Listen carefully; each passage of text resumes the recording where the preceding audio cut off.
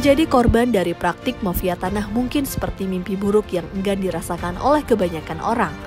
Mafia tanah adalah individu, kelompok, dan atau badan hukum yang melakukan tindakan secara terencana, terstruktur, dan atau terorganisasi untuk memperoleh hak atas tanah dengan cara melakukan tindak pidana.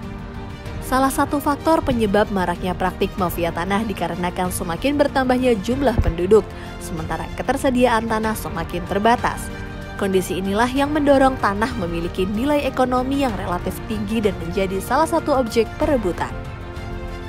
Biasanya modus operasi yang dilakukan oleh mafia tanah menggunakan cara-cara yang terencana, rapi, dan sistematis seperti pemalsuan dokumen, pemberian keterangan palsu, kejahatan penggelapan, dan penipuan, menguasai tanah secara ilegal, merekayasa perkara di pengadilan, serta melakukan koalisi dengan oknum-oknum tertentu.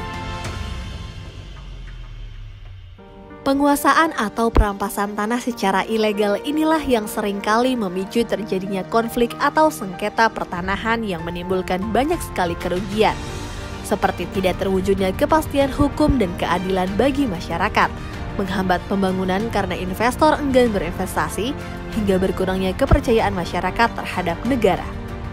Karena itulah, pencegahan dan pemberantasan mafia tanah menjadi perhatian serius yang harus ditangani pemerintah.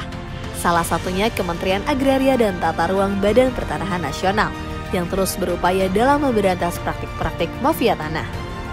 Sinergi adalah kunci keberhasilan dalam pemberantasan mafia tanah. Kementerian ATR BPN pun membangun skema sinergi 4 pilar yang terdiri dari Kementerian ATR BPN, pemerintah daerah, aparat penegak hukum, dan badan peradilan.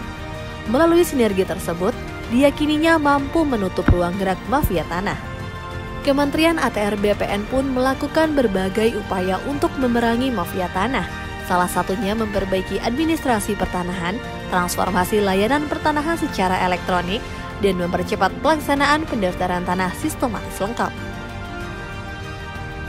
Selain itu, pemberantasan mafia tanah juga bisa dimulai dari diri sendiri dengan meningkatkan kepedulian dan kewaspadaan para pemilik tanah seperti memasang tanda batas dan mendaftarkan tanahnya agar memiliki kepastian hukum yang kuat. Dengan begitu, mafia tanah tidak dapat berkutik lagi. Apabila ada mafia tanah mengganggu, kita gebuk sama-sama.